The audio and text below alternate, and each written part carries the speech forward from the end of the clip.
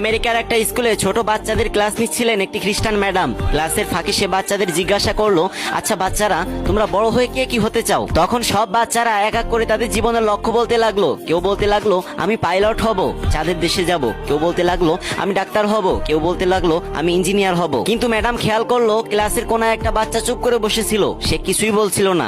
তখন ম্যাডাম তার কাছে যে জিজ্ঞাসা করলো, আচ্ছা তুমি বড় হয়ে কি হতে চাও? তখন বাচ্চাটি বলল, ম্যাডাম আমি বড় হয়ে সাহাবী হতে চাই। তখন ম্যাডাম থমকে গেল আর মনে মনে ভাবতে লাগলো, সাহাবী, এটা আবার কি? তারপর ম্যাডাম ক্লাস শেষ করে সেই ছেলেটির মায়ের কাছে ফোন দিল আর বলল, আপনার ছেলে বড় হয়ে সাহাবী হতে চাই।